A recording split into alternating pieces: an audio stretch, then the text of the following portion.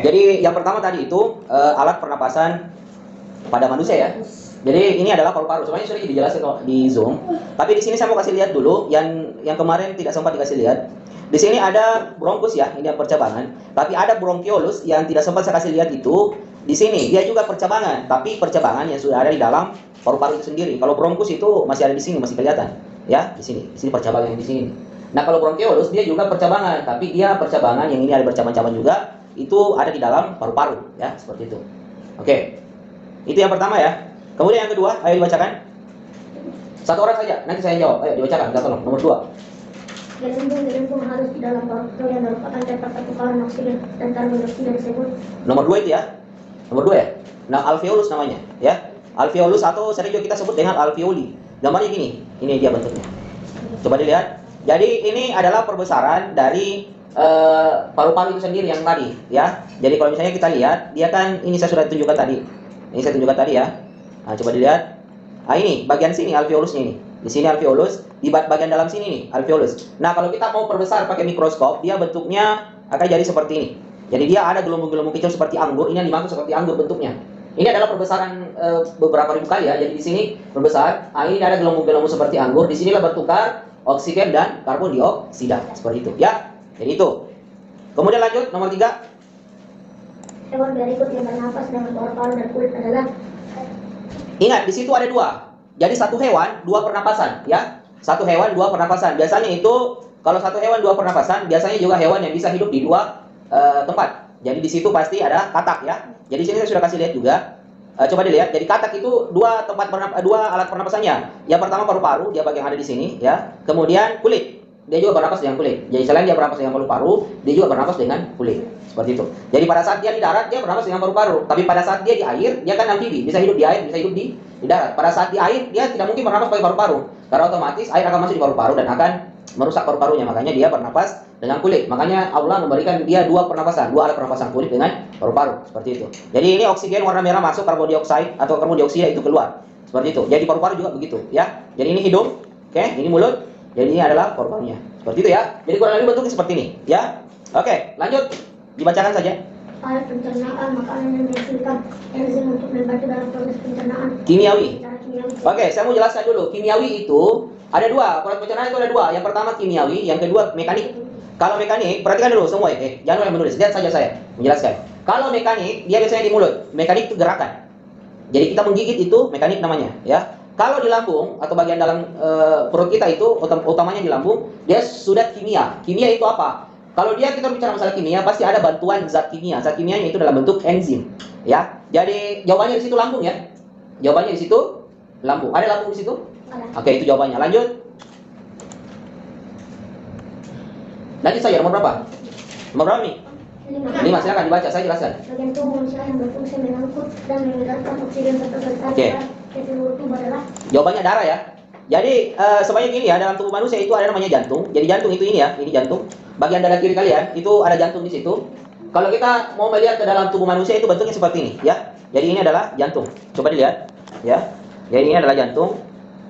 Oke, saya ini. Ini adalah jantung ya, coba dilihat. Nah, ini jantung. Ini jantung. Nah, jadi yang mengantar oksigen dan sari-sari makanan itu darah. Siapa yang memompa? Jantung. Apa yang memompa itu jantung ya, jantung. Jadi darah ini kan cairan, ya. Saya lihat darah kan? Itu kan cairan. Ini tapi cairan itu jika diperbesar itu bentuknya keping-keping begini. Dia bentuknya keping-keping. Jadi ini keping-keping darah ini. Jadi darah itu semuanya bentuknya keping-keping. Keping-keping. Tapi memang cair dilihat. Tapi kalau kita masukkan mikroskop, diperbesar dia bentuknya keping-keping begini. Itu fungsinya mengangkut sari-sari makanan dan oksigen. Jadi kita bernapas, oksigen itu kan harus diedarkan seluruh tubuh supaya kita berenergi. Kemudian makanan juga, itu kan kalau misalnya kamu tidak makan lemas tuh, biar tangan nggak bisa diangkat. Pokoknya lemas saja. Pada saat sudah makan, kita kuat kembali. Kenapa? Karena sari-sari makanan yang kita makan itu seperti karbohidrat, vitamin dan lain sebagainya, itu diangkut ke seluruh tubuh, dari ujung kaki, ujung kepala, semuanya ke seluruh tubuh. Apa yang mengangkut? Darah. Jalannya apa? Melalui apa? Melalui pembuluh darah, seperti itu. Ya, jadi yang warna-warna ini yang kayak jalanan ini, selang-selang ini namanya semua pembuluh darah. Ya, seperti itu. Oke, lanjut nomor 6. Ludah berguna untuk membunuh kuman di mulut yang masuk bersama makanan. Ludah mengandung enzim yang berfungsi untuk mengubah gas tepung menjadi gas gula. Enzim tersebut dinamakan Amilase ya. Jadi enzim yang dimaksud di situ adalah amilase. Kalau bahasa lainnya itu pitialin. Jadi fungsinya dia ada di mulut. Ludahmu itu kalau kamu ludah itu di dalam lubang itu ada enzim amilase namanya pitialin. Itu fungsinya apa? Kalau ada kuman yang masuk di mulut itu dimatikan dulu di situ. Seperti itu. Tapi tidak semua juga bisa mati di situ karena ada juga kuman yang tidak mati dan masuk ke dalam perut. Biasa kita sakit perut seperti itu. Lanjut. Penyakit akibat kekurangan vitamin disebut. Ada di situ avitaminosis. Ada. Itu. Jadi penyakit kekurangan vitamin itu namanya avitaminosis, ya. Ada di situ. Lanjut. Proses pencernaan. Nomor berapa? Sebut nomornya. 8. Oke. Proses pencernaan di lambung dibantu oleh enzim. Di lambung coba dilihat, saya buka kembali tadi, ada di sini ya. Jadi di lambung itu ada banyak enzim. Oke. Kalau asam klorida itu atau HCl sebagai desinfektan. Desinfektan itu membunuh membunuh kuman yang tidak terbunuh di mulut, dia masuk ke lambung. Di situ lagi ada enzim lagi yang bisa membunuhnya. Kemudian pepsin itu berfungsi sebagai pengubah protein menjadi albumosa atau pepton, ya. Jadi kalau kau makan telur itu kan protein, itu dirubah dulu. Seperti itu. Yang merubah itu pepsin.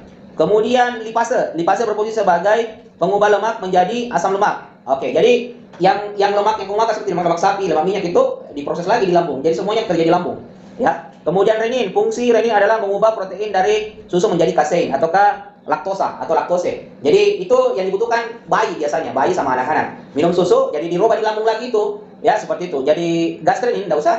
Gastrin itu nanti dijelaskan lagi kalau kau sudah tingkat SMP. Yang perlu kalian tahu dulu itu sebenarnya ada 4 asam klorida, pepsin, lipase sama renin, seperti itu ya. Nah, makanya saya bilang dari sekarang itu jaga lambungnya. Jangan sampai penyakit mah karena semua pencernaan itu pusatnya ada di lambung. Lanjut. Nomor 9.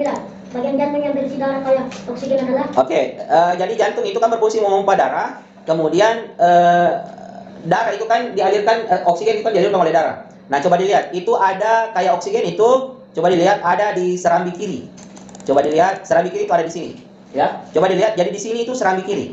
Kenapa serambi kiri? Oksigen itu ini kan aorta namanya ya. Nanti dijelaskan di semester 2. Ini ada aorta, ini sambungan dari pembuluh darah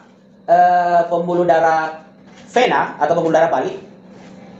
Ya, pembuluh darah balik atau pembuluh darah nadi itu di sini semua nyambung, ya, nyambung semua. Jadi kalau kita bernapas mengisap oksigen itu masuk ke jantung dulu, dibawa oleh pembuluh darah, kemudian dari jantung itu diedarkan ke seluruh tubuh. Jadi semua di sini diproses. Nah, makanya dikatakan pompa. Jadi dia mengisap kemudian menyemburkan seperti itu. Mengisap dari pernapasan kita dari hidung ya. Kalau kita mengisap oksigen masuk ke paru-paru, kemudian masuk di jantung. Setelah itu memompa pembuluh darah untuk mengantar ke seluruh tubuh lagi seperti itu ya. Yang paling banyak atau yang paling kaya itu di sini di serambi kiri. Karena di sini awal masuknya oksigen seperti itu. Oke, lanjut.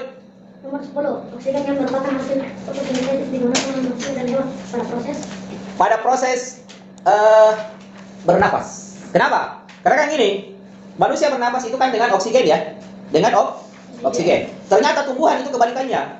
Jadi tumbuhan itu kalau dia berfotosintesis justru mengambil karbon dioksida. Jadi kita kan bernapas menghirup oksigen, kemudian mengeluarkan karbon dioksida kan? Ternyata hasil pembakaran kita yang kita keluarkan itu karbon dioksida diambil sama tumbuhan. Diproses dalam bentuk fotosintesis. Setelah itu dikeluarkan kembali dalam bentuk apa? Oksigen kembali. Seperti itu.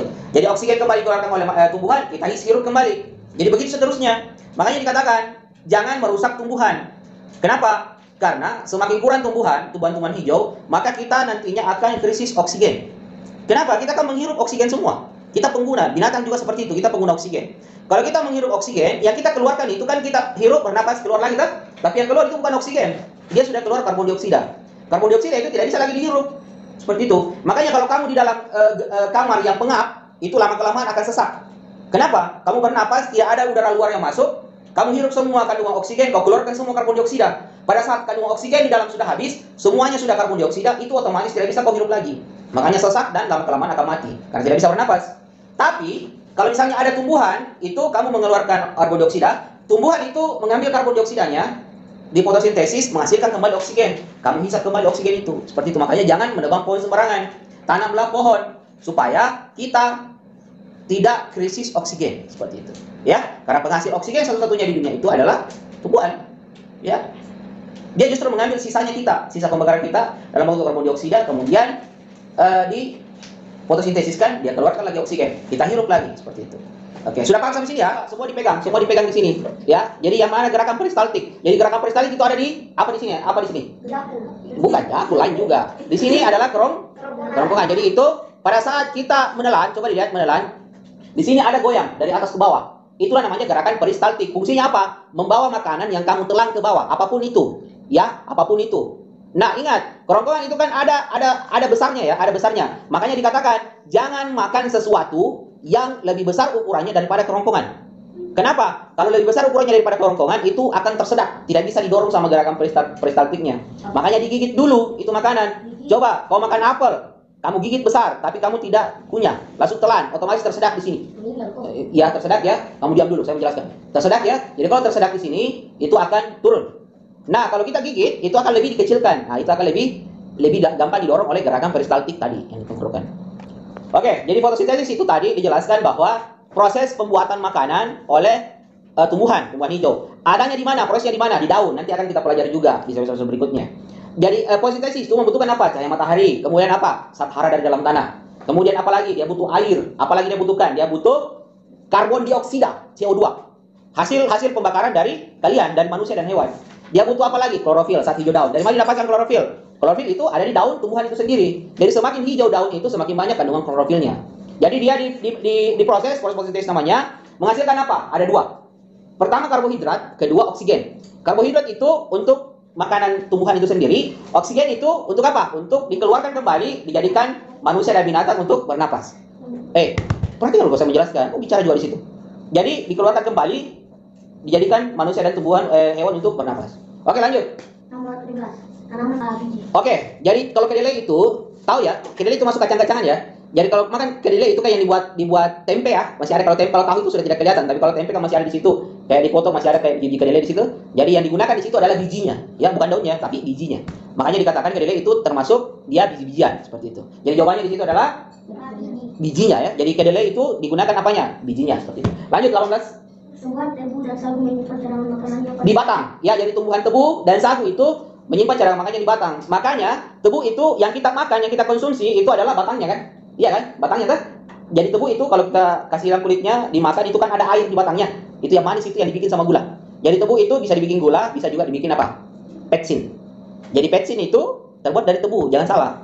Jadi petsin yang kau makan di rumah itu terbuat dari tebu, tapi tidak murni tebu, sudah ada campurannya.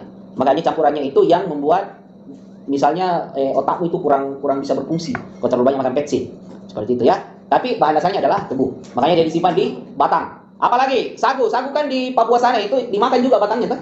Jadi kalau sagu itu makanan pokoknya orang Papua sana itu batangnya yang dimakan. Makanya cadangan makannya itu disimpan di batang. Seperti itu. Lanjut. Nomor berapa nih? 19. Berapa bagian tumbuhan dapat digunakan sebagai bahan makanan, baik yang langsung dimakan ataupun dimasak terlebih dahulu? Organ bagian tumbuhan dari bawah ke atas yang dapat adalah apa pertanyaannya? Organ? Berapa bagian tumbuhan dapat digunakan sebagai bahan makanan? Iya.